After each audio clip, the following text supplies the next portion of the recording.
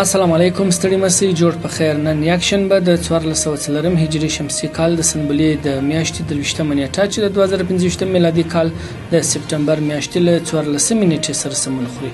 له سکون رادیو ویپاڼې او خاله رسنیو مو د نن ورځې لنډو او مهمو خبرونو ته زه حافظ احمد نصرت هرکلی کوم.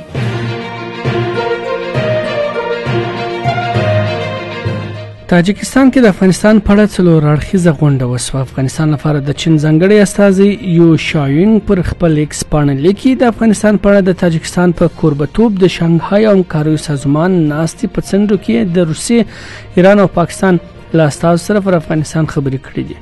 د دوشنبې په کوربتوب په دې څلور اړخیزه غونډه کې د ګډونوالو له افغانستان سره پر تعامل او په بیا رغونه کې د ونډې اخیستلو په اړه خبرې کړې دي.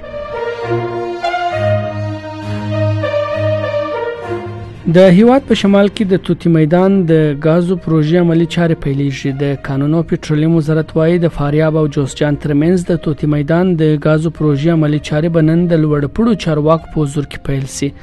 توتی میدان د غازو د ایستنې هوکړه تیر کال یو ازبکستاني شرکت سره لاسلیک شوی و.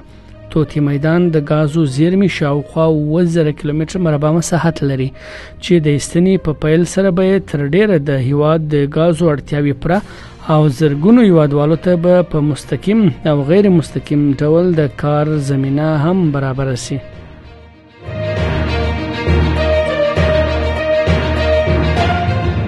کندهار پوهنتون کې د محصلینو د استوګنې لپاره لیلیه فعاله شوه. د لوړو زده کړو وزارت په مالي لګښت په کندهار پوهنتون کې 1000 تنو محصلینو ته د استوګنې لپاره معیاري لیلیه فعاله او ګټه اخیستنې ته وسپارل شول. د لوړو زده کړو وزارت د خبرپاڼې له مخې په دغې لیلیې کې د محصلینو ټولې اسانتیاوې لکه د اوبو، برېښنا، منظم سیستمونه، 3 وخته خواړه او د سپورت لپاره ځانګړی ځای هم برابر شوی دی.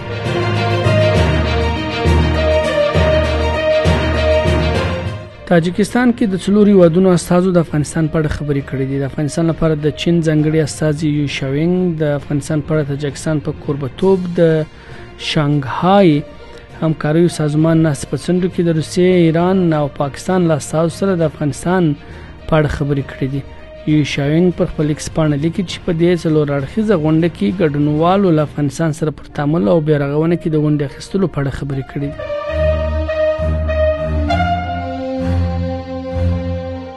د کرکټ آسیا جام نن هند او پاکستان ترمنځ لوبه ترسره کیږي.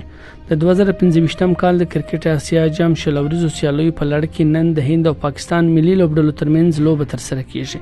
دغه سیالي ته د کرکټ لوبي میلیونونه مینوال په تمه دي. پاکستان او هند د آسیا جام شل ورځو سیالیو لپاره ځوان او پیاوړي لوبډلې غوړه کړې دي.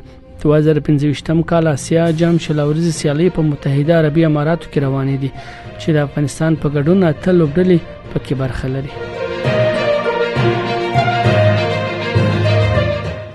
دا د نن ورځې لاند مهم او وروستي خبرونه. تر بیا د الله په امان.